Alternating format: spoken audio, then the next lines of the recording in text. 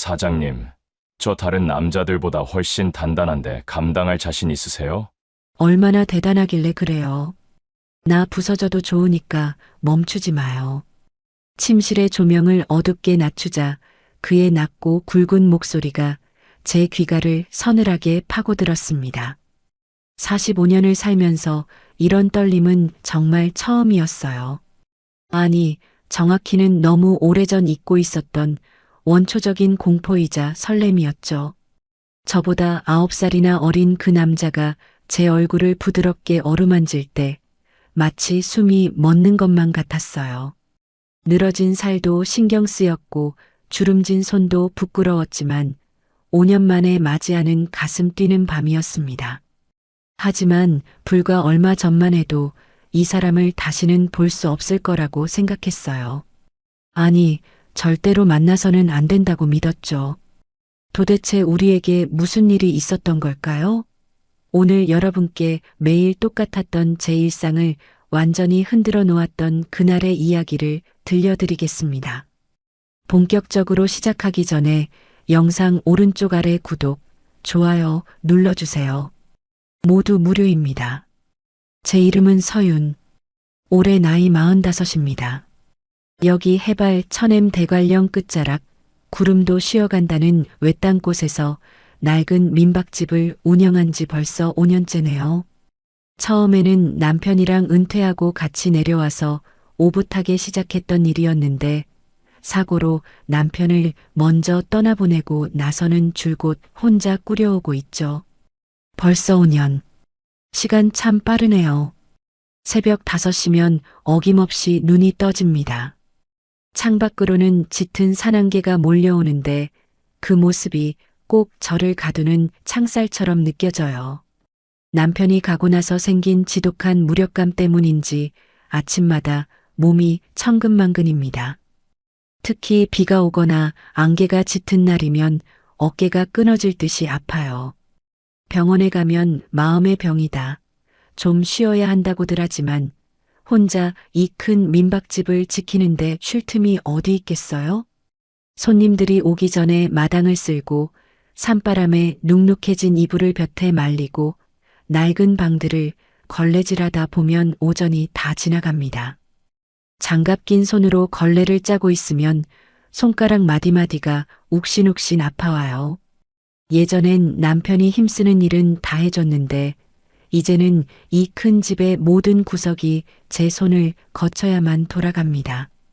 민박집 운영이라는 게 겉보기엔 낭만적일지 몰라도 혼자 하는 여자에게는 참 가혹한 일이에요.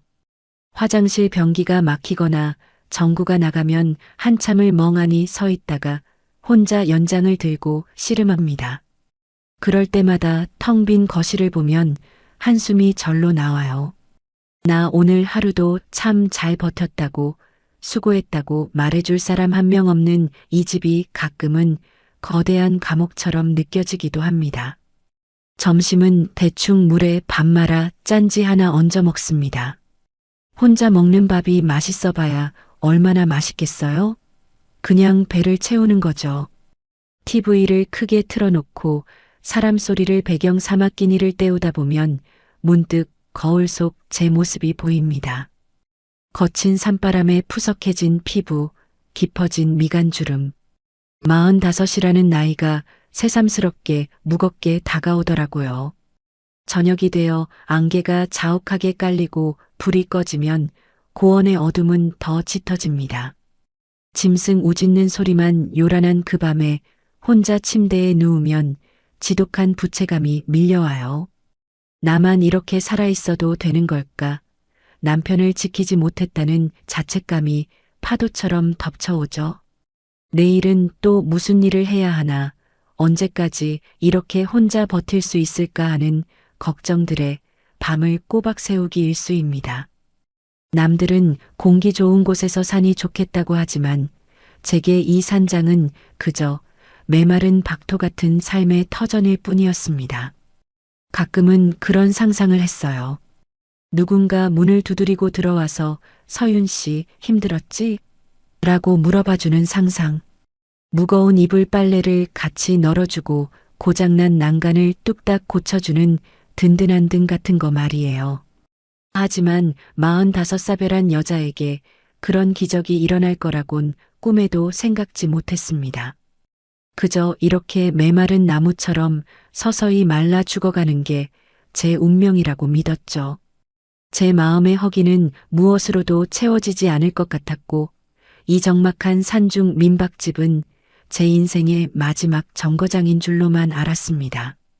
그런데 그 늦가을 어느 날 기록적인 폭설이 내릴 거라는 예보와 함께 제 인생을 송두리째 바꿔놓을 한 남자가 폭풍처럼 다가오고 있었습니다. 하늘엔 낯빛 구름이 잔뜩 끼어 있었고 바람은 살을 애듯 차가웠죠. 민박집 뒤편에 부식된 난간이 위태롭게 덜덜거리는 소리를 들으며 저는 위험한 줄도 모르고 연장을 챙겨 마당으로 나갔습니다. 그게 제 인생에서 가장 위험하고도 운명적인 선택이 될 줄은 그때는 정말 몰랐습니다.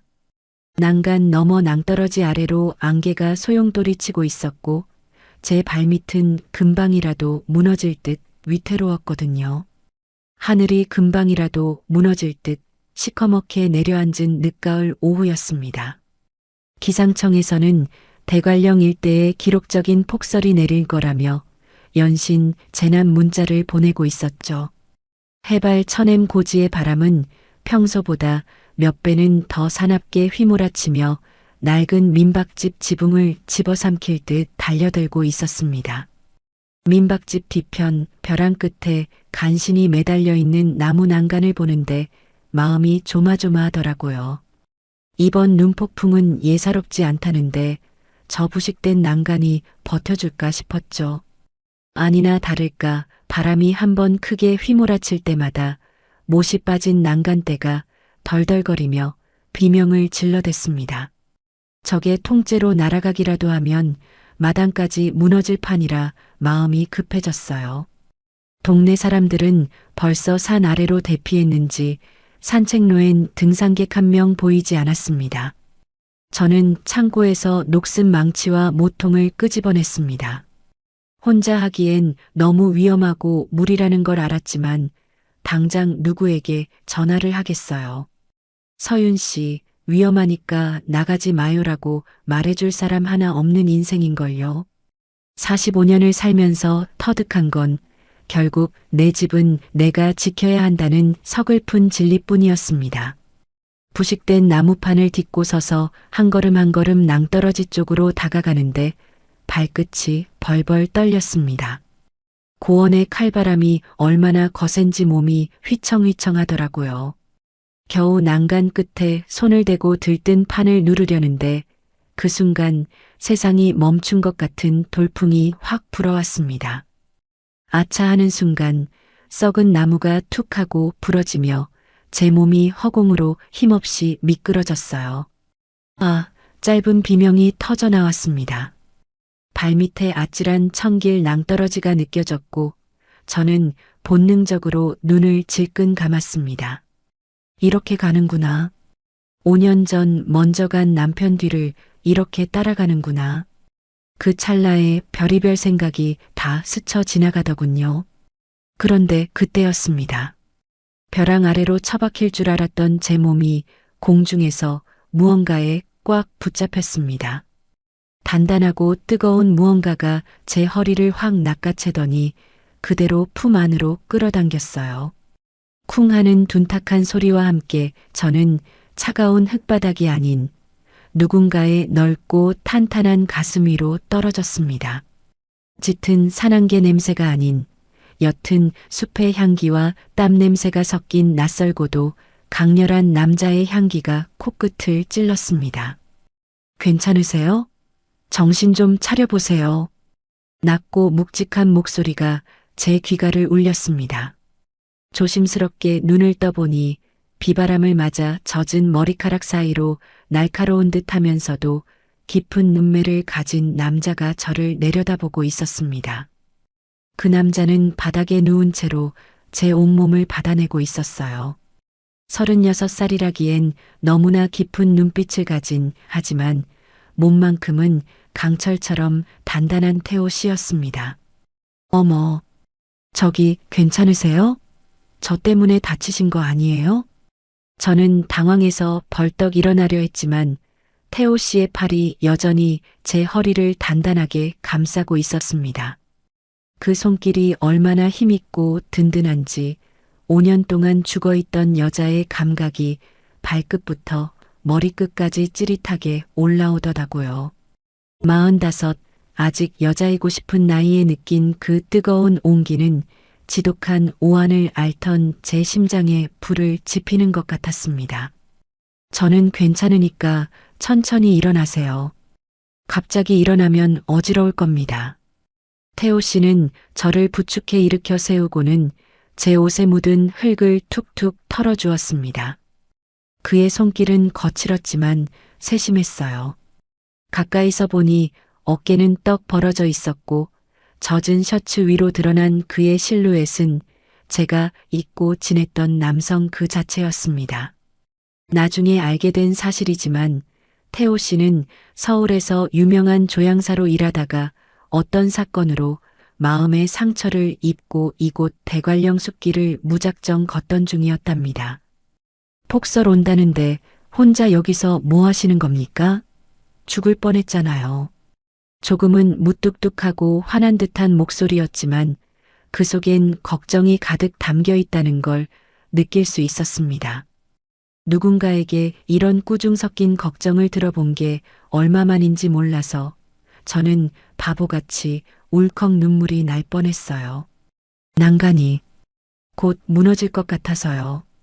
혼자라서 어쩔 수가 없었어요. 제 대답에 태호 씨는 한참 동안 제 얼굴을 빤히 바라보았습니다. 마치 제 안의 외로움과 고단함을 꿰뚫어 보는 것 같은 그 눈빛에 저는 고개를 숙여버렸죠.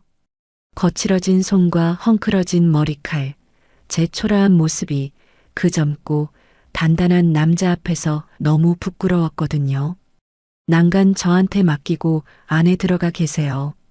폭설 올 때는 이런 거 하는 거 아닙니다.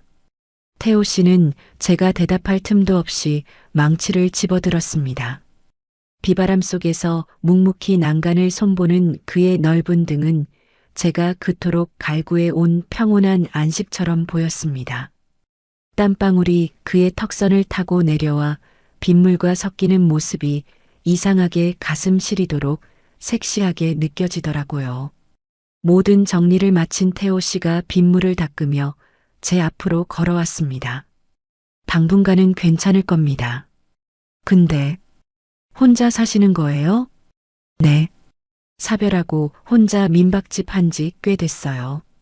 그는 제 말에 잠시 멈칫하더니 고개를 끄덕이며 배낭을 고쳐 맸습니다. 다시 숲길로 사라질 것만 같은 그의 뒷모습을 보는데 제 가슴이 왜 그렇게 뛰던지, 이 남자를 그냥 보내면 제 인생에 다시는 이런 온기가 찾아오지 않을 것 같은 예감이 들었거든요. 저기, 눈이 곧 쏟아질 텐데 오늘 여기서 묵고 가실래요? 방도 비어 있고 도와주신 게 너무 고마워서 그래요. 제 말에 태호 씨는 걸음을 멈추고 저를 돌아보았습니다. 쏟아지는 비구름 사이로 마주친 그의 눈빛에는 낯선 고독과 따스함이 공존하고 있었죠. 그는 잠시 망설이는 듯 하더니 열게 미소 지었습니다. 그럼 신세 좀 질까요? 그렇게 태호 씨는 제 적막했던 민박집의 문턱을 넘어 들어왔습니다. 5년 동안 남자 향기라곤 없던 이 집안에 그의 묵직한 발소리가 울려 퍼지는 순간 저는 제 인생이 예전과는 전혀 다른 방향으로 흘러갈 것임을 직감했습니다. 하지만 그때는 몰랐습니다. 이 무뚝뚝한 남자가 제 부엌을 차지하고 제 식탁을 채우고 끝내 제 텅 빈 마음속에 어떤 향기를 채워 넣을지 말이죠. 젖은 옷을 갈아입고 나온 태호 씨는 제가 내준 방으로 들어가기는커녕 가방에서 작은 병들을 꺼내 주방 한편에 늘어놓기 시작했습니다. 태호 씨가 우리 집 문턱을 넘어온 그날 밤 밖에서는 예고된 폭설이 대관령을 집어삼킬 듯 쏟아지기 시작했습니다. 하지만 이상하게도 제 마음은 5년 만에 처음으로 고요했습니다. 젖은 옷을 갈아입고 나온 태호 씨는 거실 한쪽에 놓인 낡은 배낭에서 손때 묻은 작은 유리병 몇 개를 꺼내더군요. 그러더니 제가 내준 방으로 들어가 쉬기는커녕 제 주방과 거실을 성큼성큼 걸어 다니기 시작했습니다. 태호 씨, 피곤하실 텐데 좀 쉬지 그러세요? 오늘 저 때문에 정말 고생 많으셨는데.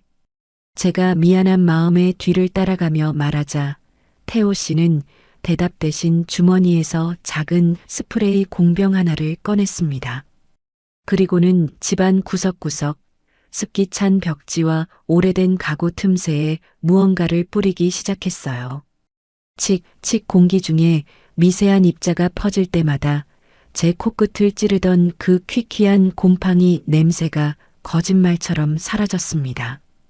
5년 동안 혼자 민박집을 지키며 베어버린 삶에 찌든 남편이 떠난 자리에 고여있던 그 눅눅한 슬픔의 냄새를 그가 지워주고 있었던 거예요. 그가 뿌린 건 직접 추출했다는 새벽숲의 향기였습니다. 눈을 감으면 마치 비 온 뒤에 숲길을 걷는 듯한 싱그럽고도 단단한 나무의 향기가 집안을 가득 채웠죠. 45년을 살면서 남자들이란 대개 생색내기 좋아하고 말로만 다 해줄 것처럼 굴기 마련인데 이 남자는 달랐습니다. 집에 냄새가 좀 나네요라는 말 한마디 없이 그냥 묵묵히 제 일상의 공간을 어루만지고 있었죠. 이 향기, 마음을 편안하게 해줄 겁니다. 습한 기운도 잡아줄 거고요. 한참 뒤 태호 씨가 건네준 공기는 마치 새 생명을 얻은 것처럼 반짝였습니다. 그뿐만이 아니었어요. 그날 밤 지독한 불면증으로 거실을 서성이던 제 코끝에 은은한 허브향이 스쳤습니다. 주방으로 가보니 식탁 위에는 김이 모락모락 나는 투명한 찻잔 하나가 놓여 있었죠. 어머, 태호 씨, 이걸 직접 우려내신 거예요? 태호 씨는 주방 한편에서 말린 잎들을 정리하다가 저를 보고는 살짝 고개만 끄덕였습니다. 숨소리가 거칠더라고요. 긴장해서 그래요. 이 차 마시고 푹 자요. 내일은 눈이 더 많이 올 테니까요. 그저 그 한마디였습니다. 조향사였다는 그의 섬세한 손길이 닿아서인지 평범한 허브차인데도 그 맛이 얼마나 깊고 따뜻하던지. 한 숟가락 입에 넣는 순간 목구멍을 타고 내려가는 온기가 그동안 꽁꽁 얼어붙어 있던 제 오장육부를 구석구석 녹여주는 기분이었습니다. 5년 동안 혼자 차가운 잠자리를 마주하며 잠이 오면 자는 거고 아니면 많은 거지했던 제 삶이 그 정성스러운 찻잔 하나에 위로받고 있다는 생각에 자꾸만 코끝이 찡해졌습니다. 태호 씨는 참 묘한 사람이었습니다. 묻지도 않았는데 제 마음속 구석구석 아픈 곳을 찾아냈어요. 제가 무거운 이불 보따리를 옮기려 하면 그는 어느새 나타나 말없이 제 손에서 그것들을 뺏어 들었습니다. 제가 할게요라는 흔한 말도 아끼는 남자였죠. 그냥 묵묵히 아주 당연하다는 듯이 그 넓은 어깨로 제 짐을 대신 져주는 뒷모습을 볼 때마다 제 심장은 자꾸만 제멋대로 뛰기 시작했습니다. 한 번은 제가 거실에서 손목을 주무르고 있는데 태호 씨가 그걸 본 모양이더라고요. 그는 말없이 다가와 주머니에서 작은 향유 한 방울을 제 손목에 떨어뜨려 주었습니다. 이건 라벤더와 시더우드를 섞은 거예요. 통증을 가라앉혀 줄 겁니다. 거칠고 투박한 제 손목 위로 내려앉은 그의 가느다란 손가락 끝. 그 감촉이 상상 이상으로 뜨거워 웃음이 나면서도 가슴 한 구석이 아릿했습니다. 45, 아직은 보살핌 받고 싶은 여자라는 사실을 태호 씨는 이 무심한 행동들로 일깨워주고 있었던 거예요. 태호 씨가 뿌려준 향기를 맡고 태호 씨가 고쳐놓은 의자에 앉아 태호 씨가 우려준 차를 마십니다. 제 일상의 모든 순간에 이 듬직한 남자의 존재감이 스며들기 시작했죠.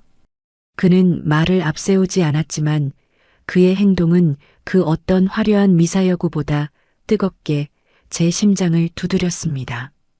매일 저녁 식탁 위에 놓인 그 따뜻한 찻잔은 저에게 오늘 하루도 잘 버텼어요. 이제 쉬어요라고 속삭이는 태호 씨만의 비밀스러운 위로였겠죠. 얼어붙은 대관령의 눈이 봄볕에 조금씩 녹아내리듯 제 방어 기제도 그의 묵묵한 배려 앞에 힘없이 무너져 내리고 있었습니다. 박토 같았던 제 인생에도 다시 꽃이 필 수 있을까 하는 희망이 싹트기 시작한 겁니다. 하지만 우리 사이에는 여전히 넘지 못한 벽이 있었어요. 9살이라는 나이 차이, 그리고 서로의 가슴 속에 깊이 박힌 사연들이었죠. 우리는 서로에게 위로받고 있었지만 아직 그 아픈 속살까지는 보여주지 못한 상태였습니다. 그러던 어느 날 밤이었습니다. 밖에는 눈보라가 치고 실내에는 장작 타는 소리만 가득하던 그 적막한 시간에 태호 씨가 평소엔 자립에도 되지 않던 술병을 꺼내더군요. 그날 밤은 유난히도 산안개가 깊었습니다. 창밖은 한치 앞도 보이지 않는 잿빛 안개로 가득 차 마치 우리 민박집이 거대한 바다 위에 홀로 떠있는 등부표 같았죠. 밖에서는 눈 섞인 바람이 창문을 거칠게 두드렸지만 거실 안은 타오르는 장작불 소리만이 정막을 깨고 있었습니다. 태호 씨는 평소엔 잘 입에도 되지 않던 독한 위스키 한 병과 잔 2개를 꺼내 제 앞에 놓았습니다. 45년을 살면서 이런 밤에 남자와 마주 앉아 술잔을 기울이게 될 줄은 정말 몰랐어요. 투명한 잔에 호박색 액체가 채워지고 타닥거리는 장작불빛이 술잔 속을 일렁이게 했죠. 첫 잔을 비운 태호 씨가 타오르는 목줄기를 쓸어내리며 먼저 입을 열었습니다. 그동안 묵묵히 향기만 뿌리던 그의 입에서 나온 이야기는 생각보다 훨씬 더 아프고 시린 것들이었습니다. 사실 저 도망쳐 온 겁니다. 서울에서 가장 화려한 향기를 만들던 조향사였지만 제 영혼은 그곳에서 이미 썩어 문드러지고 있었거든요. 태호 씨는 씁쓸하게 웃으며 말을 이어갔습니다. 업계의 더러운 탐욕, 그리고 자신의 순수한 열정을 이용해 먹으려던 사람들의 배신. 그 과정에서 가장 소중했던 사람, 자신을 믿어주던 연인까지 사고로 지키지 못했다는 자책감을 털어놓았습니다. 향기를 만드는 손으로 정작 사랑하는 사람의 마지막 가는 길은 잡아주지도 못했어요. 그 죄책감에 향수를 맡는 것조차 고통이 되어 모든 걸 버리고 길 위로 나선 겁니다. 전직 조향사가 숲길을 떠도는 이유. 그건 살아남기 위한 처절한 몸부림이었던 거예요. 서윤 씨는요? 5년 동안 이 깊은 산중의 침묵을 혼자 어떻게 견디신 거예요? 그의 질문에 저는 잔을 만지작거리다 긴 한숨을 내뱉었습니다. 45년을 살면서 가슴속에 켜이 쌓인 먼지 같은 이야기들. 남편과의 사별 후 세상에 홀로 던져졌을 때의 그 막막함. 정작 내 이름 석자는 지워버리고 누구의 아내로만 살았던 세월들. 그리고 누군가에게 기대고 싶을 때마다 나이 먹고 주책이다라고 스스로를 검열하며 억눌렀던 욕망들을 하나둘 꺼내 놓았습니다. 꿈. 제 꿈은 이제 그냥 내일 아침에 무사히 눈을 뜨는 거예요. 5년 전 그날 남편을 대신해 내가 갔어야 했다는 부채감이 저를 이 산장에 가뒀거든요. 더 이상 다칠 마음도 기대할 미래도 없다고 믿으며 하루하루를 버틴 거죠. 술 기운 때문이었을까요? 아니면 태호 씨의 그 따뜻하고도 슬픈 눈빛 때문이었을까요? 저는 제가 가진 가장 깊은 곳의 상처, 남편을 지키지 못했다는 그 죄스러운 비밀까지 다 보여주게 되었습니다. 나이 차이요? 그 순간만큼은 9살이라는 세월의 간극이 전혀 느껴지지 않았습니다. 우리는 그저 같은 상처를 가진 폭풍우 속에서 서로의 체온을 찾는 가련한 두 영혼일 뿐이었죠. 장작이 다 타들어가 재가 되어가고 있었지만 우리는 아무도 자리에서 일어나지 않았습니다. 태호 씨가 조심스럽게 제 손 위로 자신의 손을 겹쳤습니다. 그의 커다란 손바닥에서 전해지는 온기가 제 심장을 세게 쥐어짜는 것 같았습니다. 서윤 씨, 당신의 상처가 제 상처랑 너무 닮아서 그냥 지나칠 수가 없네요. 우리 이제 그만 스스로를 용서하면 안 될까요? 그의 고백은 화려하지 않았지만 제 인생의 그 어떤 찬사보다 더 뜨겁게 가슴을 파고들었습니다. 빗소리는 여전히 요란했지만 제 마음속의 태풍은 거짓말처럼 잦아들고 있었죠. 45세 사별한 여자와 36세 길 잃은 조향사. 세상은 우리를 비웃을지도 모릅니다. 하지만 이 밤 위스키의 독한 기운 속에서 우리는 서로의 안식처가 되기로 무언의 약속을 나누고 있었습니다. 술병이 바닥을 보일 때쯤 태호 씨는 제 거친 손등을 물끄러미 바라보았습니다. 평생 일을 하느라 굳은 살이 박이고 갈라진 제 손마디를 보며 그는 가슴 아픈 표정을 지었죠. 정말 고생 많았네요, 서윤 씨. 이제 이 손 제가 안 아프게 해줄게요.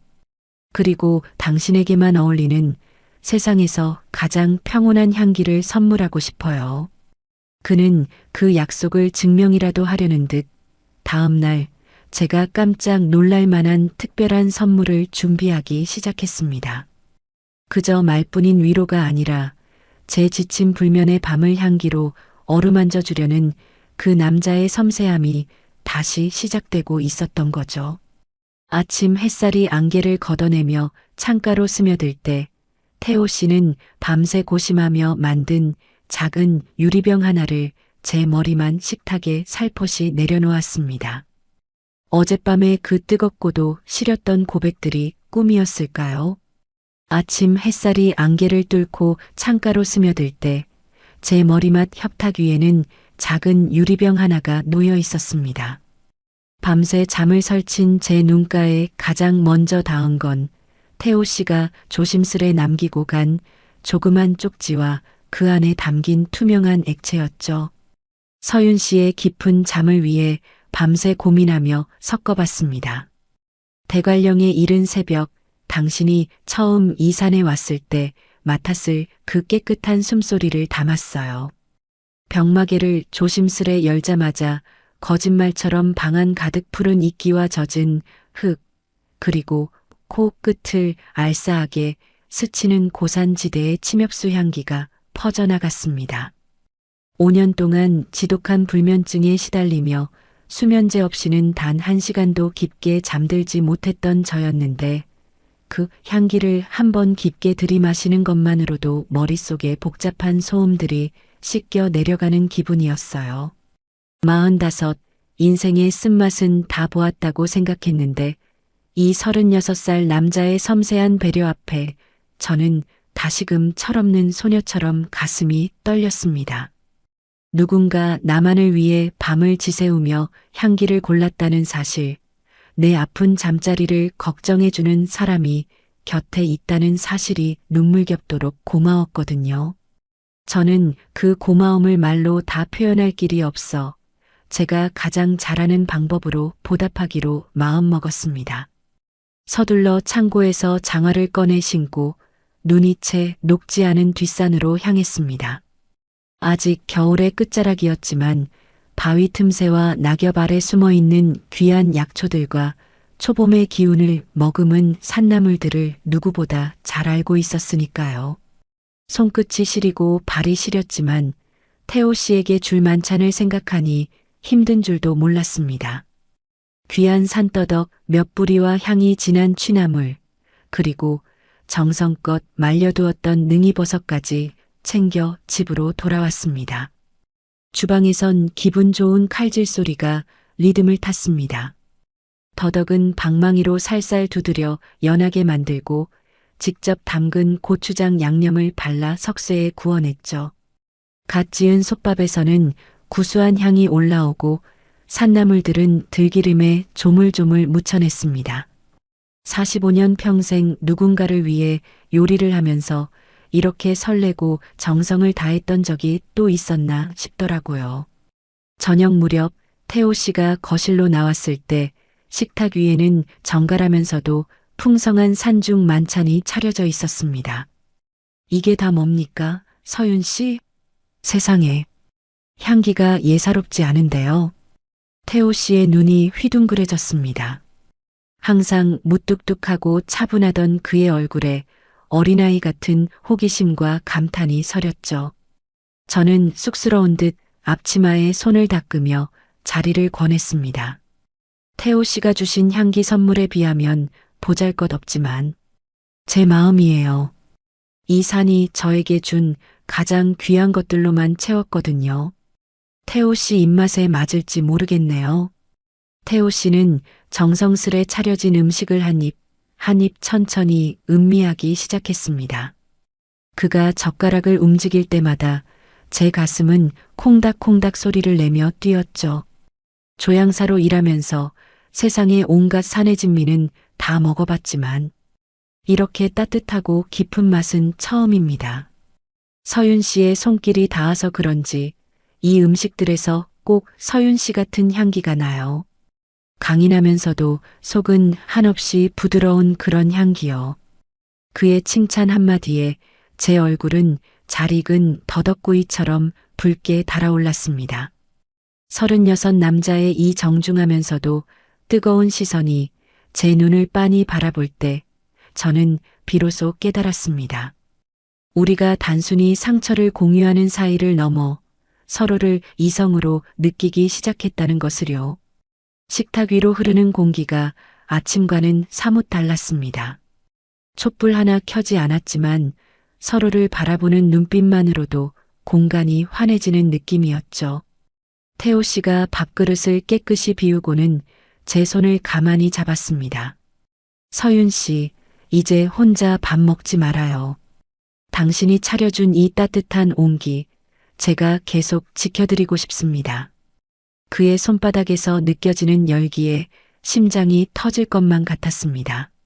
45의 사별한 여자에게도 이런 기적이 일어날 수 있는 건지 하느님께 묻고 싶을 정도였어요. 하지만 행복도 잠시 우리 사이에 이 달콤한 기류를 깨뜨리는 뜻밖의 소식이 들려온 건 바로 그 다음 날이었습니다. 태호 씨의 휴대폰이 며칠 만에 처음으로 요란하게 울렸고 전화를 받는 그의 얼굴이 순식간에 차갑게 굳어버렸거든요. 태호 씨의 휴대폰이 요란하게 울리던 그날 이후 민박집의 공기는 미묘하게 가라앉아 있었습니다. 서울에서 그를 찾는 목소리들, 화려한 복귀를 종용하는 유혹들이 이 깊은 산골까지 손을 뻗치고 있었죠.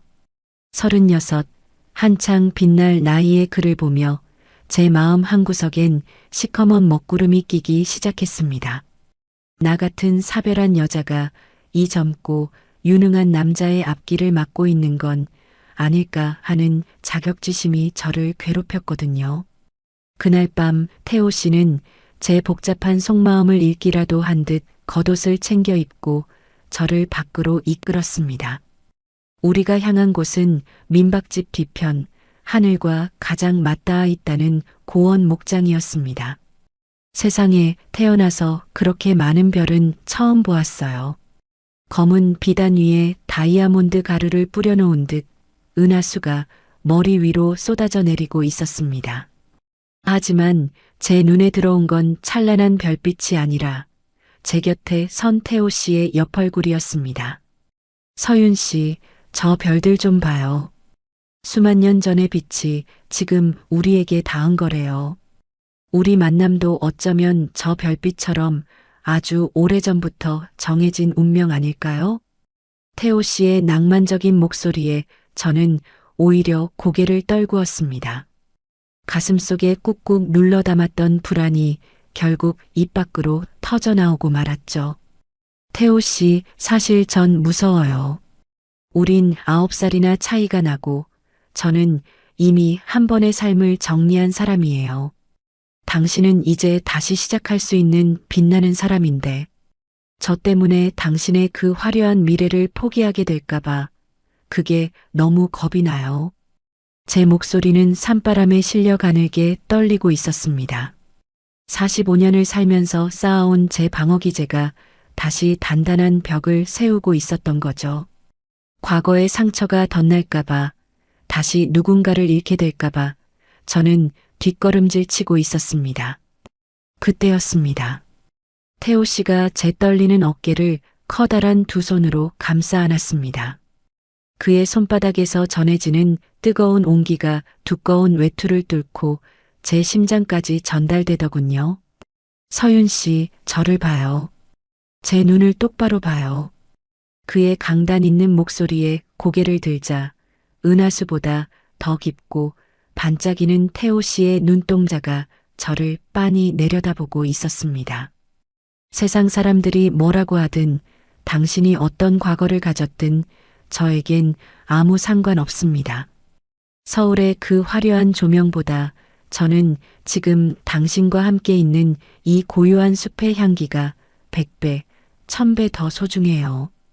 당신은 저에게 도망치고 싶은 과거가 아니라 제가 뿌리 내리고 싶은 유일한 대지입니다.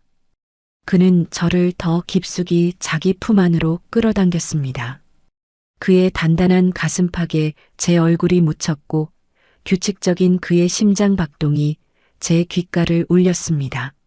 서윤 씨, 약속할게요.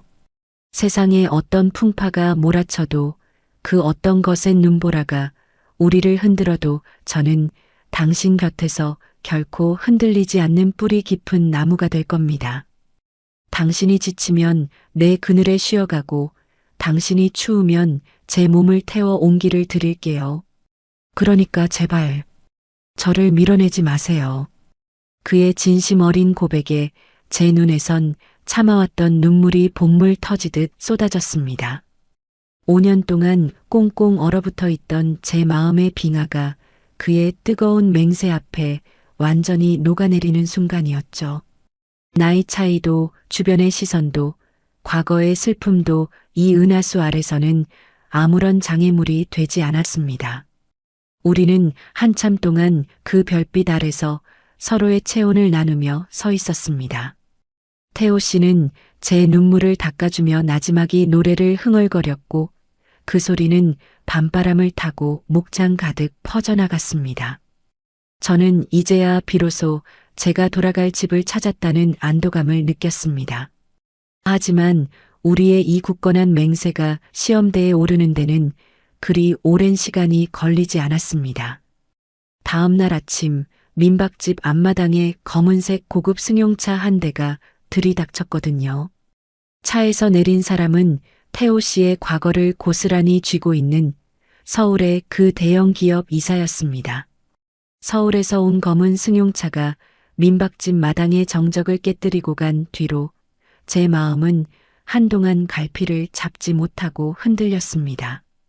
태호 씨의 화려한 과거와 그를 끌어당기는 도시의 거대한 힘이 마치 저와 그 사람 사이를 가로막는 넘을 수 없는 벽처럼 느껴졌거든요. 하지만 태호 씨는 제 불안을 읽기라도 한 듯 어느 날 아침 일찍 도시락 가방을 챙겨 제 손을 이끌었습니다.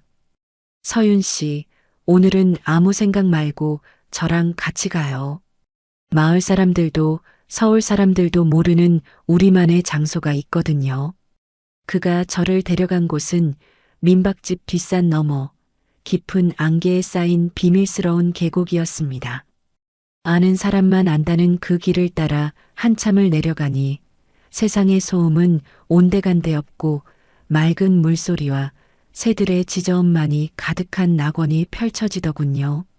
바위 틈새마다 수줍게 고개를 내민 이름 모를 야생화들이 우리를 반겨주었습니다. 태호 씨는 배낭에서 작은 돋보기를 꺼내 들꽃 하나하나의 향기를 맡고 이름을 읊어주었습니다. 이건 노룩이에요. 서윤 씨처럼 작고 소중한 꽃이죠. 그리고 저건 원래지. 꽃말이 바람난 여인이라는데 오늘 우리 꼭 바람난 연인처럼 도망쳐 온 것 같지 않아요? 그의 농담 섞인 진심에 저도 모르게 푸앗 하고 웃음이 터져 나왔습니다.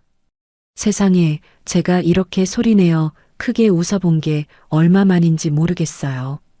5년 동안 제 입술은 슬픔을 삼키느라 늘 굳어 있었고 거울 속에 저는 무표정한 그림자 같았거든요. 그런데 태호 씨와 함께 이 비밀스러운 계곡을 거닐며 야생화를 채집하다 보니 제 안에 꽁꽁 얼어붙어 있던 웃음의 씨앗이 다시 싹을 틔우는 게 느껴졌습니다. 우리는 물가 너럭바위에 앉아 제가 싸온 소박한 도시락을 나눠 먹었습니다.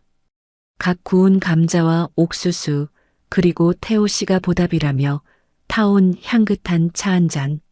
화려한 레스토랑의 코스 요리보다 이 숲속에서의 한 끼가 제 영혼을 훨씬 더 풍성하게 채워주더라고요. 태호 씨, 저 사실 제 이름 석자를 잊고 살았어요. 누군가의 아내, 민박집 주인, 그냥 그렇게 불리는 게 당연하다고 생각했거든요. 그런데 태호 씨가 제 이름을 불러줄 때마다 제가 다시 살아있는 사람처럼 느껴져요. 제 고백의 태호 씨는 채집한 야생화 한 송이를 제 귀밑머리에 꽂아주었습니다. 서윤 씨, 당신은 그냥 이 산을 지키는 사람이 아니에요. 당신은 그 자체로 빛나는 사람이고 제 인생의 가장 아름다운 향기입니다. 이제 그만 과거의 감옥에서 나와요. 당신의 인생은 지금부터 다시 시작이니까요. 그의 손가락이 제 뺨을 스치고 지나갈 때 저는 깨달았습니다. 제 삶이 다시 빛나기 시작했다는 것을요. 45년이라는 세월이 헛된 게 아니라 이 남자를 만나기 위한 기나긴 기다림의 시간이었다는 사실을 말이죠. 안개 낀 계곡은 더 이상 두려운 장소가 아니었습니다. 그곳은 오직 우리 둘만이 존재하는 세상에서 가장 안전하고 평화로운 낙원이었어요. 우리는 해가 뉘엿뉘엿 저물 때까지 계곡 구석구석을 누비며 야생화를 채집하고 서로의 어릴 적 꿈 이야기를 나누었습니다. 태호 씨는 제 손을 잡고 물길을 건너게 해주었고 저는 그에게 산속에서 길을 잃지 않는 법을 가르쳐 주었죠. 그 순간만큼은 서울의 이사가 내밀었던 계약서도 나이 차이에 대한 세간의 시선도 모두 안개 너머로 사라져버렸습니다. 오직 지금 이 순간 제 손을 잡고 있는 이 남자의 온기와 숲의 향기만이 실제하는 전부였습니다. 집으로 돌아오는 길, 제 가슴 속에는 그동안 느껴보지 못한 생동감이 요동치고 있었습니다. 죽어있던 세포들이 하나둘 깨어나는 느낌, 다시 무언가를 사랑하고 사랑받고 싶다는 강렬한 욕망. 저는 이제 더 이상 도망치지 않기로 마음먹었습니다. 하지만 인생은 늘 달콤한 순간 뒤에 쓴맛을 숨겨두기 마련이죠. 계곡에서의 행복했던 시간을 뒤로하고 민박집 마당에 들어선 순간 우리는 믿기 힘든 광경을 목격하고 말았습니다. 평소 조용하던 우리 집 마당이 왁자지껄한 소란과 함께 아수라장이 되어 있었거든요. 비밀스러운 계곡에서 꿈 같은 시간을 보내고 돌아온 그날 저녁, 민박집 마당에 발을 들이는 순간 저는 제 눈을 의심했습니다. 평소 새소리와 바람소리만 가득하던 우리 집 마당에 검은 선글라스를 쓰고 덩치가 산만한 외지인 서너 명이 버티고 서 있었거든요.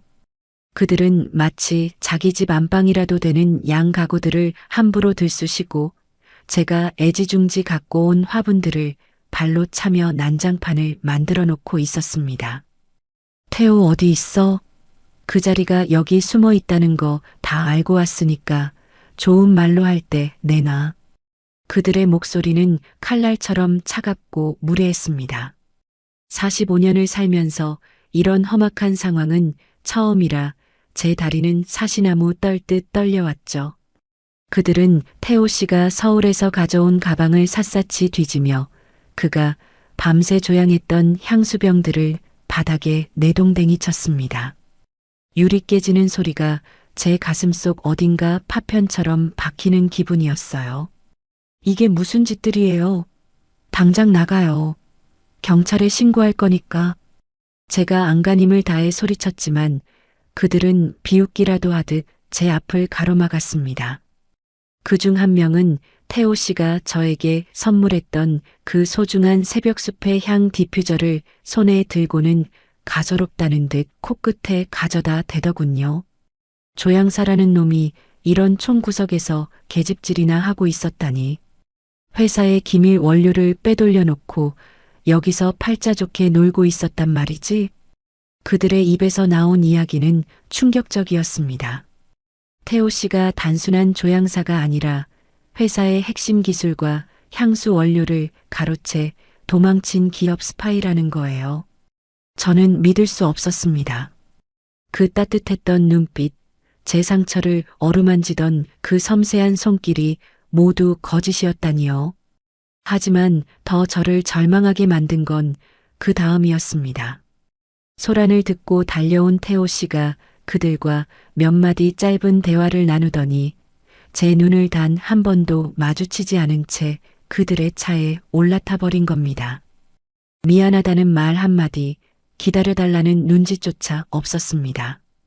태호 씨가 떠나고 난 뒤 마을에는 흉흉한 소문이 독버섯처럼 번지기 시작했습니다. 그 젊은 남자 알고 보니 도둑놈이라며 민박집 서윤인에 들어앉아서 한탕 해먹으려다 들통났다더라고. 아이고, 45살 먹고 사별한 여자가 젊은 남자한테 홀려서 지방까지 다 내줬으니 쯧쯧. 망신도 이런 망신이 없지. 동네 사람들의 수군거림은 송곳이 되어 제 심장을 찔러왔습니다. 어제까지만 해도 저를 서윤 씨라 부르며 다정하게 대하던 이웃들이 이제는 저를 부도덕하고 어리석은 여자로 몰아세우고 있었죠. 5년 동안 겨우 버텨온 제 평판과 삶의 터전이 한순간에 무너져 내렸습니다. 방 안에는 여전히 태호 씨가 남기고 간 숲의 향기가 감돌고 있는데 정작 그 향기를 만든 사람은 흔적도 없이 사라졌습니다. 저는 난장판이 된 거실 한복판에 주저앉아 엉엉 울었습니다.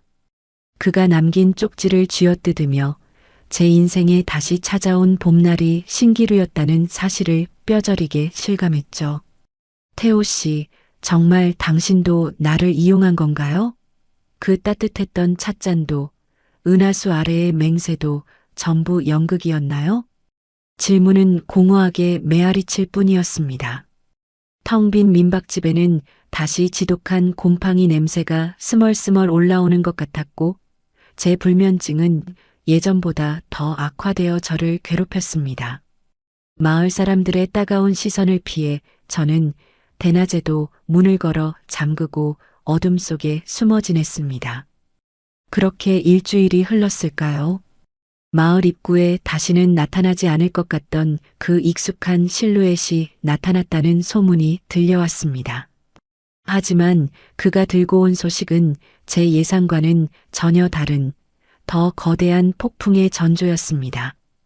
태호 씨가 그 검은 차에 올라타 흔적도 없이 사라진 뒤 대관령의 공기는 이전보다 훨씬 더 잔인하게 차가워졌습니다.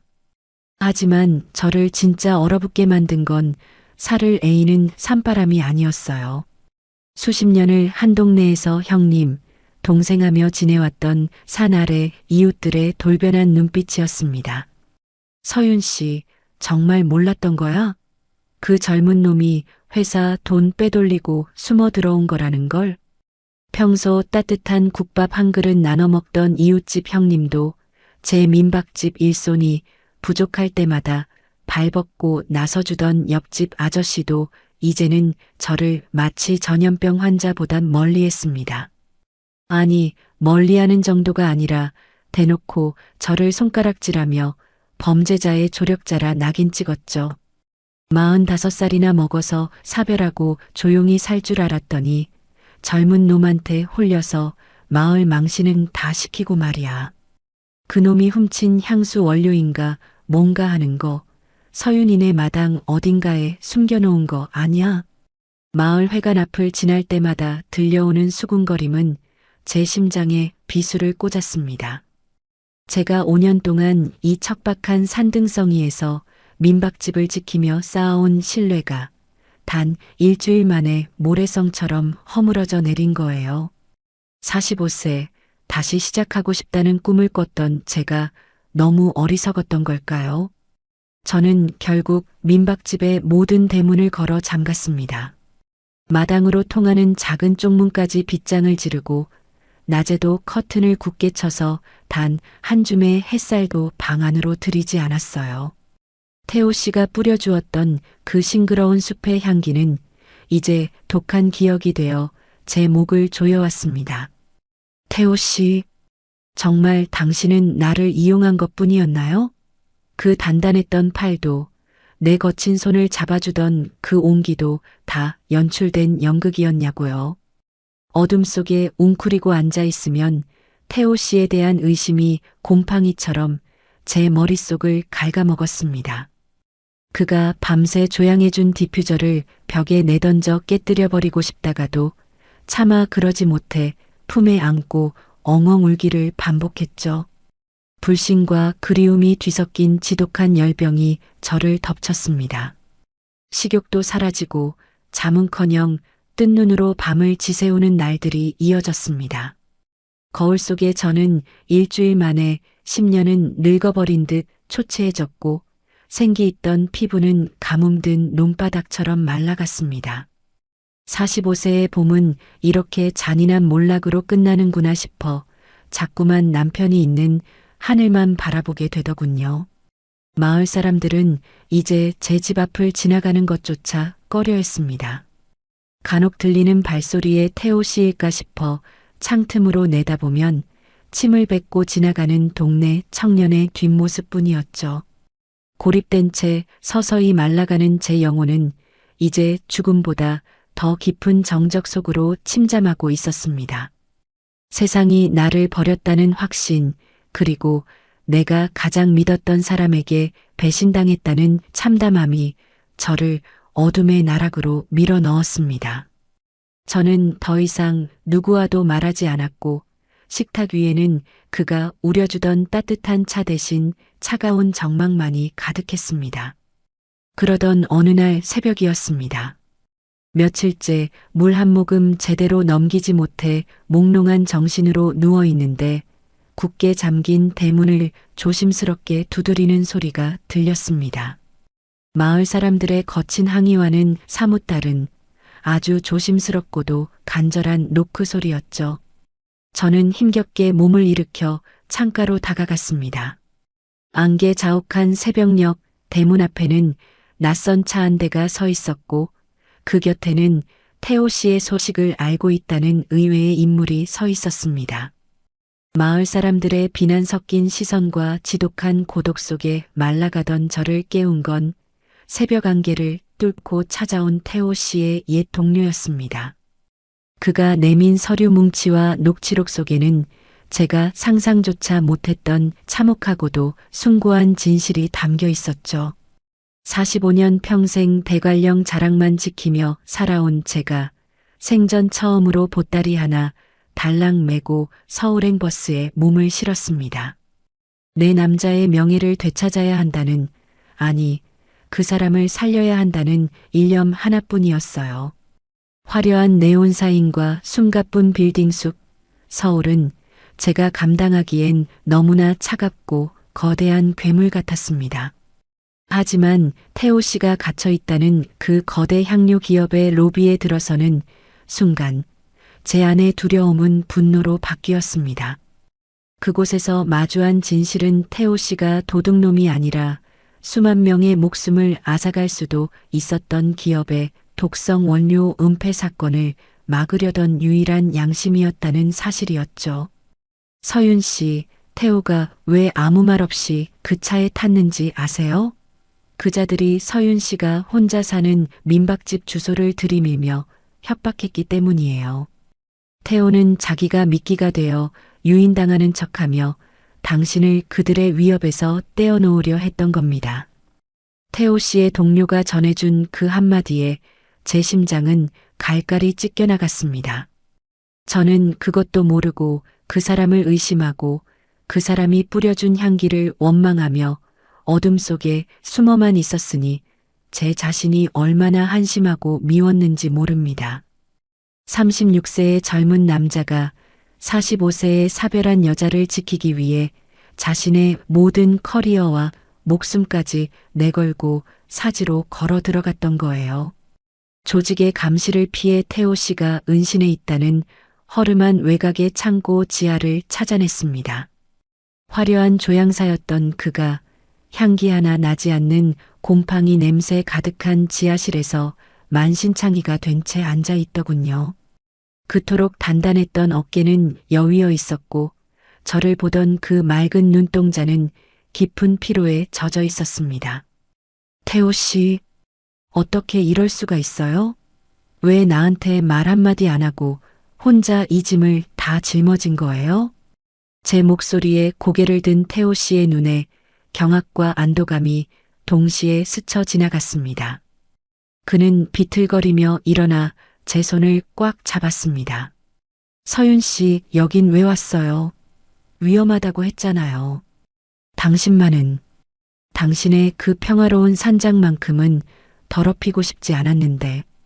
그의 목소리는 갈라져 있었지만 저를 향한 걱정만큼은 예전의 그 뜨거운 온기 그대로였습니다. 태호 씨는 내부 고발을 위한 결정적인 증거 파일이 담긴 USB를 제 손에 꼭 쥐어주었습니다. 기업의 비리를 세상에 알릴 마지막 열쇠였죠. 이게 있으면 그들도 함부로 못할 겁니다. 서윤 씨, 이제 제가 아닌 이 진실을 지켜주세요. 그래야 우리 다시 대관령으로 돌아갈 수 있어요. 하지만 우리가 재회의 기쁨을 나누기도 전에 복도 끝에서 구둣발 소리가 거칠게 들려왔습니다. 검은 양복을 입은 사내들이 우리가 있는 곳을 포위하기 시작한 거죠. 태호 씨는 제 어깨를 밀치며 뒷문으로 향하는 길을 가리켰습니다. 자신은 끝까지 남아서 그들을 막아설 테니 저보고 먼저 도망치라는 신호였어요. 안 돼요, 태호 씨. 같이 가요. 당신 혼자 두고 절대 못 가요. 제가 울부짖으며 그의 옷자락을 붙잡았지만 태호 씨는 제 이마에 짧게 입을 맞추고는 차갑게 식은 철문을 안에서 걸어 잠갔습니다. 문 너머로 들리는 둔탁한 마찰음과 태호 씨의 신음소리. 저는 그 문을 두드리며 오열했지만 제 손에는 그가 목숨 걸고 지켜낸 무거운 진실만이 쥐어져 있었습니다.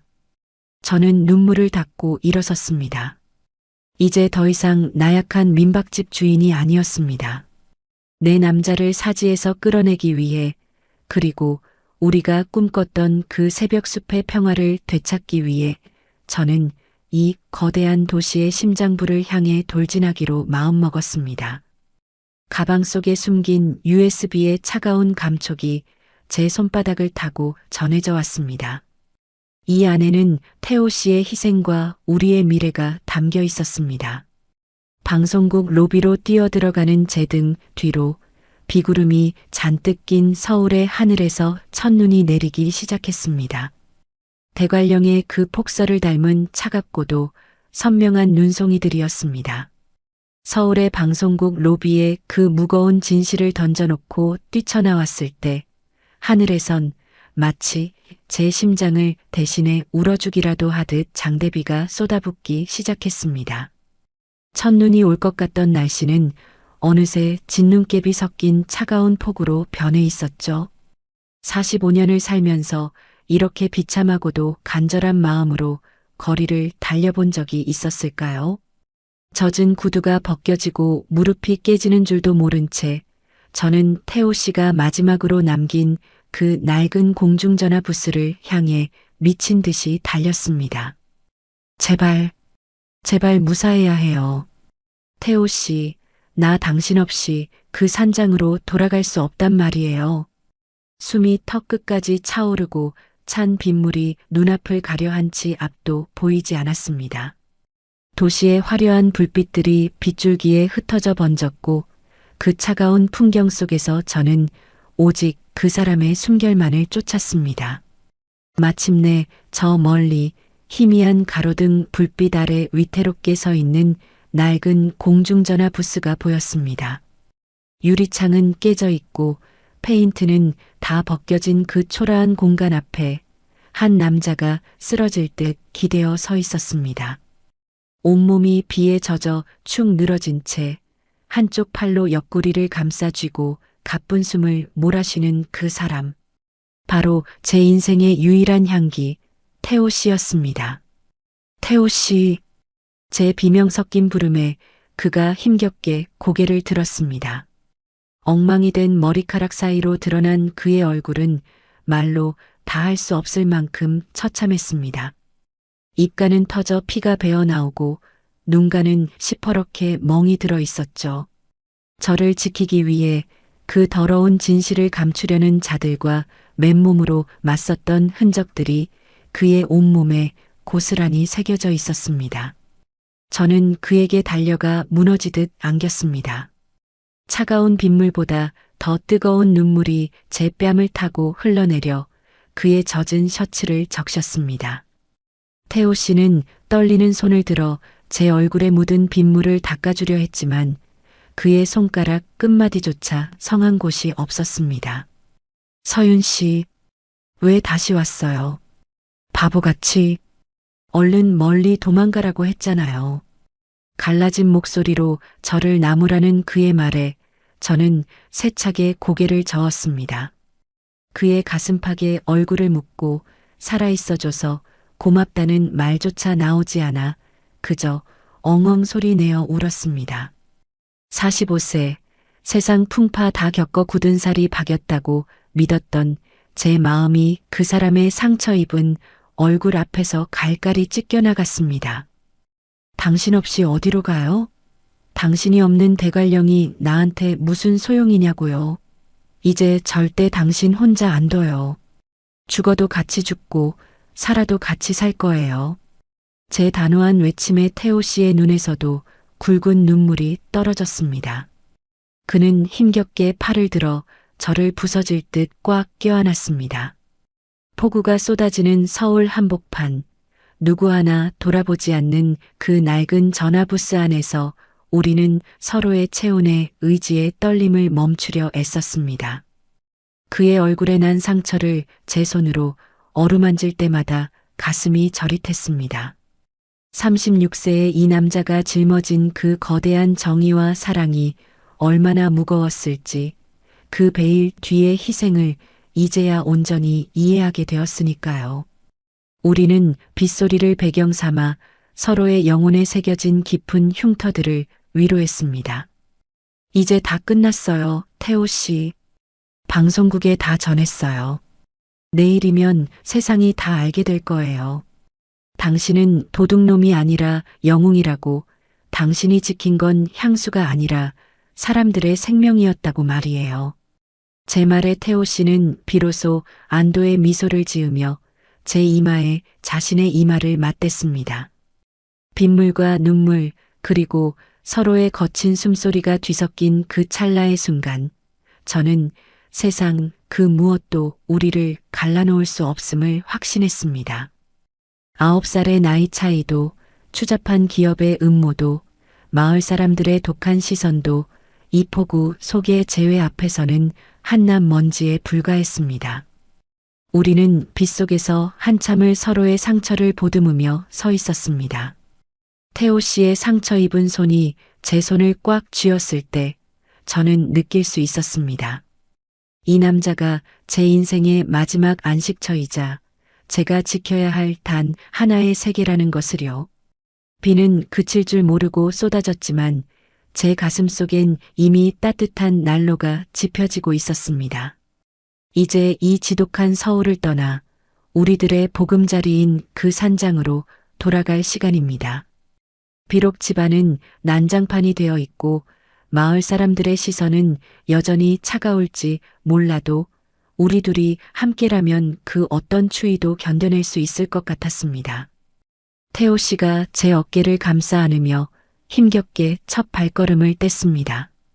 멀리서 우리를 쫓던 추격자들의 차소리 대신 내일 아침의 평화를 예고하는 희미한 여명이 구름 너머에서 꿈틀거리고 있었습니다. 서울의 그 지독했던 폭우와 상처투성이었던 밤이 지나고 거짓말처럼 세상이 뒤집혔습니다. 아침 뉴스를 가득 채운 건 태호 씨의 이름과 그 거대 기업의 추악한 민낯이었죠. 태호 씨가 목숨 걸고 지켜낸 그 작은 USB 하나가 대한민국을 흔들었고 그제야 사람들은 알게 되었습니다. 그가 도둑놈이 아니라 우리 모두의 숨구멍을 지켜내려 했던 고독한 싸움꾼이었다는 거리요. 태호 씨의 명예가 회복되던 날 대관령의 공기는 유난히도 달콤했습니다. 서울에서의 상처를 채 다 씻어내기도 전이었지만 우리는 약속이라도 한 듯 낡은 트럭에 몸을 싣고 다시 우리들의 낙원, 그 민박집으로 향했습니다. 마을 어귀에 들어서자마자 저는 깜짝 놀랐습니다. 불과 일주일 전만 해도 저를 향해 침을 뱉고 손가락질하던 마을 사람들이 길가에 서서 우리를 기다리고 있었거든요. 검은 승용차들이 들이닥쳤을 때 태호 씨를 향해 욕설을 퍼붓던 이웃집 형님도 저를 홀린 여자라 비망하던 옆집 아주머니도 차마 고개를 들지 못한 채 서 있었습니다. 서윤 씨, 정말 미안하네. 우리가 앞뒤 사정도 모르고 그저 남의 말만 믿고 태호 선생한테 큰 죄를 졌어. 마을 이장님이 대표로 다가와 투박한 손으로 태호 씨의 어깨를 두드리며 사과를 건넸습니다. 그들의 눈에는 미안함과 머쓱함이 가득했죠. 45년을 살면서 사람의 마음이 이토록 손바닥 뒤집듯 바뀔 수 있다는 게 씁쓸하기도 했지만 한편으로는 제 가슴 속에 맺혀 있던 응어리가 눈 녹듯 사라지는 기분이었습니다. 하지만 저는 예전처럼 그저 고개를 숙이고 넘어가는 착한 서윤이가 되지 않기로 했습니다. 저는 차에서 내려 당당하게 태호 씨의 곁으로 다가갔습니다. 그리고는 아직 상처가 다 아물지 않은 그의 탄탄한 팔에 제 팔을 꽉 끼워 넣었습니다. 이 사람, 여러분이 생각하던 그런 사람 아니에요. 저를 지켜주고 세상을 지켜준 제 소중한 사람입니다. 이제 더 이상 이 사람에 대해 함부로 말하는 거 참지 않을 거예요. 제 목소리는 떨림 없이 단단했습니다. 45세, 사별한 여자가 9살이나 어린 남자와 팔짱을 끼고 마을 사람들 앞에 선다는 것. 예전의 저라면 상상도 못할 파격적인 일이었죠. 하지만 태호 씨의 듬직한 체온이 제 팔을 타고 전해질 때 저는 그 어떤 비난보다 제 행복이 더 중요하다는 걸 뼈저리게 느꼈습니다. 우리는 보란듯이 마을 장터 한복판을 돌았습니다. 사람들이 쑥덕거리는 소리 대신 이제는 부러움 섞인 시선과 환영의 박수가 들려왔죠. 태호 씨는 쑥스러운 듯 웃으면서도 제 손을 더욱 꽉 쥐어주었습니다. 서윤 씨, 이제 진짜 우리 집으로 가는 거네요. 당신이랑 팔짱 끼고 걷는 이 길이 서울의 그 어떤 레드카펫보다 더 자랑스럽습니다. 그의 말 한마디에 제 눈시울이 다시 뜨거워졌습니다. 장터 국밥집 아주머니가 건네주는 따끈한 떡 한 봉지를 받아들고 우리는 다시 우리들의 숲으로 향했습니다. 민박집 마당은 여전히 난장판이었지만 이제 그곳은 상처의 흔적이 아니라 우리가 함께 이겨낸 훈장처럼 보였습니다. 태호 씨는 마당 한편에 쓰러진 화분을 바로 세우며 말했습니다. 여기서 다시 시작해요. 서윤 씨의 손길과 제 향기가 만나는 이곳에서 누구도 흔들 수 없는 우리만의 숲을 만드는 겁니다. 그는 더 이상 도망치는 조향사가 아니었습니다. 그는 이제 제 곁을 지키는 가장 든든한 나무이자 제 인생의 가장 깊은 향기가 되기로 한 거죠. 마을 사람들은 미안함의 표시로 저녁마다 감자와 옥수수를 민박집 문 앞에 두고 갔고 닫혔던 민박집의 문은 다시 활짝 열렸습니다. 하지만 우리의 이야기는 여기서 끝이 아니었습니다. 태호 씨는 서울에서의 복귀 제안을 모두 거절하고 저와 함께 이 산에서 새로운 꿈을 꾸기 시작했거든요. 그는 창고 한편을 개조해 자신만의 작은 실험실을 만들었고 저는 그를 위해 산의 숨결을 담은 약초들을 채집하러 다녔습니다. 그리고 마침내 태호 씨가 밤잠을 설치며 준비해온 세상에 단 하나뿐인 향수가 완성되던 날이었습니다. 그는 그 향수병을 들고 저를 우리들의 비밀스러운 낙원이었던 그 계곡으로 다시 불러냈습니다. 서울에서의 그 모진 시련을 뒤로하고 대관령으로 돌아온 뒤 우리 집에는 믿기 힘든 변화가 찾아왔습니다. 태호 씨는 예전처럼 숲길을 무작정 걷는 방랑자가 아니었어요. 그는 민박집 뒤편 오랫동안 방치되어 거미줄만 가득하던 낡은 창고를 치우기 시작했습니다. 먼지를 털어내고 썩은 석가래를 갈아 끼우고 직접 페인트 칠을 하며 그곳에 자신만의 영혼을 풀어넣었죠. 서윤 씨, 여기가 이제 우리의 시작점이 될 거예요. 세상에서 가장 낮은 곳의 향기를 모아 가장 높은 가치를 만드는 곳 말이죠. 그렇게 탄생한 숲속의 아틀리에는 태호 씨의 천재적인 후각과 제 정성이 깃든 약초들이 만나는 마법 같은 공간이 되었습니다. 태호 씨는 조향기구들을 들여놓고 밤낮으로 연구에 몰두했고 저는 산을 누비며 향기의 원천이 될 야생화와 희귀한 식물들을 채집해 날랐습니다. 45세, 이제 인생의 저녁 노을을 기다려야 한다고 믿었던 제 삶이 36살 남자의 열정 덕분에 다시 눈부신 아침 햇살을 맞이하게 된 거예요. 우리는 이제 정식으로 살림을 합쳤습니다. 5년 동안 사별한 남편의 그림자가 머물던 안방의 낡은 가구들을 치우고 태호 씨의 손때 묻은 물건들과 향수병들로 집안을 채웠죠. 아침마다 부엌에서 들리는 도마 소리와 거실 가득 퍼지는 은은한 조향 원료들의 향기. 적막하기만 해서 무섭기까지 했던 이 넓은 민박집이 이제는 사람 사는 온기와 달콤한 꽃향기로 빈틈없이 메워졌습니다. 태호 씨의 명예회복 소식과 그가 만든 대관령의 연인이라는 향수의 소문은 금세 전국으로 퍼져나갔습니다. 여기가 그 유명한 조향사 태호 씨가 계신 곳인가요? 서울 백화점에서도 구할 수 없다는 그 향기를 직접 맡아보고 싶어서 왔어요. 멀리 부산에서, 광주에서, 심지어는 외국에서도 사람들이 찾아오기 시작했습니다. 조용하던 산골 민박집은 이제 전국에서 찾아오는 손님들로 문전성시를 이뤘죠. 태호 씨는 아틀리에에서 사람들에게 어울리는 향기를 선물했고 저는 그들에게 산의 정취를 담은 차와 음식을 대접했습니다.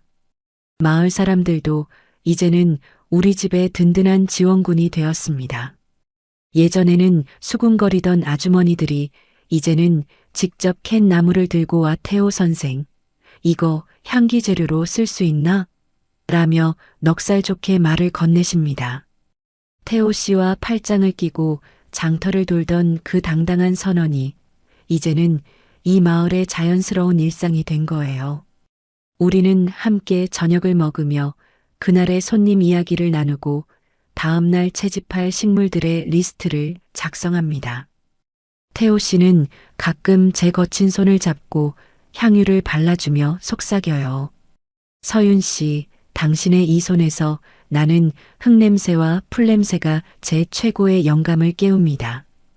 당신은 제 아내이자 최고의 파트너예요. 9살이라는 나이 차이는 이제 숫자에 불과했습니다. 우리는 서로의 부족함을 향기로 채우고 온기로 덮어주는 완벽한 짝이었죠. 낡은 창고는 어느덧 세상에서 가장 향기로운 연구소가 되었고 제 가슴 속의 멍자국들은 그 향기로운 연기 속에 모두 흩어져 사라졌습니다. 하지만 태호 씨는 여기서 만족하지 않았습니다. 그는 저에게 더 큰 선물을 준비하고 있었거든요. 아틀리에가 자리를 잡아가던 어느 날 그는 저를 데리고 마당 한가운데로 나갔습니다. 거기엔 그가 비밀리에 준비해온 우리 두 사람의 사랑이 영원히 박제될 특별한 프로젝트의 설계도가 놓여 있었습니다. 아틀리에가 자리를 잡고 우리 두 사람의 살림이 제법 안정을 찾아가던 어느 초여름 새벽이었습니다. 태호 씨는 평소보다 훨씬 일찍 서둘러 채비하더니 저에게 가장 편안한 신발을 신으라고 하더군요. 그가 저를 데려간 곳은 대관령에서도 가장 높고 험해 사람의 발길이 잘 닿지 않는 하늘과 맞닿은 산 정상이었습니다. 이슬 맺힌 풀잎을 헤치며 정상에 다다랐을 때 눈앞에는 구름 바다가 펼쳐져 있었고 그 사이로 갓 피어난 야생화들이 보석처럼 빛나고 있었습니다. 태호 씨는 배낭에서 아주 작은 보석함처럼 정교하게 세공된 유리병 하나를 꺼냈습니다. 서윤 씨, 지난 몇 달 동안 제가 새벽마다 이 높은 곳까지 올라온 이유, 이제 보여드리고 싶어요. 이 안에는 대관령의 사계절과 당신이 저를 구해줬던 그날의 빗소리, 그리고 우리가 함께 가꾼 아틀리에의 온기가 모두 담겨 있습니다. 그는 조심스럽게 제 손을 가져가더니 거칠어진 제 손등 위로 투명한 액체 한 방울을 살포시 떨어뜨렸습니다. 순간 코끝을 스치는 향기는 제가 평생 이 산에서 맡아본 그 어떤 냄새보다도 깊고 고결했습니다. 짙은 흙내음 뒤로 번지는 달콤한 야생화의 숨결, 그리고 마음을 차분하게 가라앉혀주는 묵직한 나무의 잔향까지. 그것은 향수라기보다 차라리 서윤이라는 여자의 인생 그 자체를 향기로 빚어놓은 것만 같았습니다. 이 향기의 이름은 서윤입니다. 세상에 단 하나뿐인 오직 당신만을 위한 정수죠. 태호 씨는 제 손등에 코를 대고 깊게 숨을 들이마시더니 그대로 제 앞에 한쪽 무릎을 꿇었습니다. 36세의 젊고 빛나는 남자가 45세에 고단했던 삶을 살아온 제 앞에서 가장 낮은 자세로 저를 올려다보고 있었습니다. 서윤 씨, 저는 이제 서울의 화려한 조명도 명성도 필요 없습니다. 제 남은 인생의 모든 향기는 당신 곁에서 완성하고 싶어요. 사별의 아픔도 나이 차이의 장벽도 세상의 시선도 이 향기처럼 우리 둘의 사랑 안에 녹여내면 안 될까요? 저의 아내가 되어주세요. 당신의 남은 생을 제가 가장 아름다운 향기로 채워드리고 싶습니다. 그의 진심 어린 청혼에 제 눈시울은 뜨겁게 달아올랐습니다. 5년 전 남편을 보내고 이제 내 인생에 여자는 없다라고 단정 지으며 스스로를 가두었던 그 견고한 성벽이 그의 따뜻한 숨결 앞에 완전히 무너져 내렸습니다. 45 다시 사랑받아도 되는 걸까 주저했던 제 마음속 의구심이 그의 확신에 찬 눈빛을 마주하는 순간 안개처럼 흩어졌죠. 저는 환한 미소를 지으며 떨리는 손으로 그의 얼굴을 감싸 안았습니다. 고마워요, 태호 씨. 제 보잘것없는 인생을 이렇게 향기롭게 만들어줘서 당신의 아내가 되어 우리 같이 이 숲을 지켜나가요. 제가 대답하는 순간 구름 사이로 찬란한 아침 해가 솟아올랐습니다. 저는 그 단단한 품속으로 무너지듯 안겼고 태호 씨는 제 허리를 감싸 안으며 저를 번쩍 들어 올렸습니다. 산 정상에 울려 퍼지는 우리의 웃음소리는 바람을 타고 멀리 대관령 목장까지 흘러갔죠. 우리는 한참 동안 그 정상에 서서 우리가 함께 내려다볼 미래를 그렸습니다. 이제 더 이상 숨어 지내는 연인이 아니라 세상 앞에 당당히 부부로서 마주할 날들을 말이에요. 산 아래 민박집 마당에는 우리를 축복하듯 수천 송이의 야생화가 만개해 있었고 우리의 아틀리에는 이제 사랑의 결실로 더욱 빛날 준비를 마쳤습니다. 하지만 우리의 완벽한 행복을 위해서는 마지막으로 해야 할 숙제가 하나 남아 있었습니다. 바로 우리를 그토록 괴롭혔던 그 기업과의 질긴 악연을 완전히 끊어내고 우리만의 진정한 자립을 세상에 선언하는 일이었죠. 태호 씨는 제 손을 잡고 산을 내려오며 이번에는 도망치는 것이 아닌 당당히 맞서 싸워 이룩한 우리들만의 찬란한 마지막 무대를 제안했습니다. 인생의 계절로 치자면 저는 이미 쓸쓸한 가을의 길목에 서 있었습니다. 화려한 단풍보다는 땅에 떨어져 밟히는 낙엽이 더 익숙했고 남편을 보낸 뒤 제 마음은 늘 서리가 내린 듯 차갑게 얼어붙어 있었죠. 그런데 그 황혼의 문턱에서 태호 씨라는 기적이 제 삶으로 걸어 들어왔습니다. 45세 사별한 여자와 36세 상처 입은 조향사. 세상은 우리를 손가락질하기도 하고 의심의 눈초리로 바라보기도 했지만 우리는 그 모든 풍파를 견뎌내고 마침내 우리들만의 진실한 낙원에 도달했습니다. 태호 씨가 산 정상에서 제 손등에 뿌려주었던 그 영혼의 향기는 이제 우리 두 사람의 삶 그 자체가 되었습니다. 그가 목숨 걸고 지켜낸 정의와 제가 그를 믿고 세상 밖으로 내디뎠던 그 용기가 합쳐져 대관령 민박집은 이제 전 세계가 주목하는 향기의 성지가 되었죠. 하지만 우리에게 중요한 건 화려한 명성이 아니었습니다. 그저 오늘 저녁 마주 앉아 따뜻한 차 한 잔을 나누며 서로의 눈동자 속에 비친 평온을 확인하는 것. 그것이 우리가 갈구해 온 진짜 구원이었습니다. 드디어 우리가 부부로서 첫날 밤을 맞이하던 그 밤, 대관령의 하늘은 평생 잊지 못할 장관을 선사했습니다. 기록적인 폭설이 예보되었던 그 늦가을의 밤하늘에 마치 오로라처럼 신비로운 달무리와 은하수가 일렁이고 있었거든요. 태호 씨는 창밖의 풍경을 바라보며 제 거친 손을 자신의 뺨에 가져다 댔습니다. 서윤 씨, 저 별빛들이 우리를 축복해 주는 것 같아요. 당신의 굽이진 상처들, 제가 만든 이 향기로 다 덮어드릴게요. 이제 당신 인생의 시린 겨울은 다시 없을 겁니다. 그의 낮은 목소리가 제 귓가를 울릴 때 저는 비로소 깨달았습니다. 사랑이란 젊은 날의 불꽃 같은 열정만이 아니라 인생의 늦은 가을에 서로의 시린 어깨를 감싸 안아주는 온기라는 것을요. 태호 씨는 제 상처 입은 영혼을 향기로 치유해 주었고 저는 그의 공허했던 삶을 따뜻한 밥상과 흔들리지 않는 신뢰로 채워주었습니다. 우리는 서로의 가장 아픈 구석을 누구보다 잘 아는 동지이자 연인이자 유일한 안식처가 된 것이죠.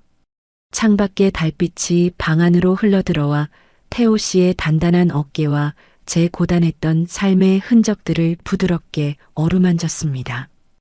그가 우려낸 따뜻한 허브차 향기가 공기 중에 머물고 우리가 함께 만든 아틀리에의 향기가 살결마다 배어 있는 여담. 저는 제 인생에서 가장 찬란한 황혼이 지금 이 순간임을 직감했습니다. 45년을 돌고 돌아 만난 이 남자의 품 안에서 저는 비로소 서윤이라는 제 이름을 되찾고 가장 눈부시게 피어오르고 있었으니까요.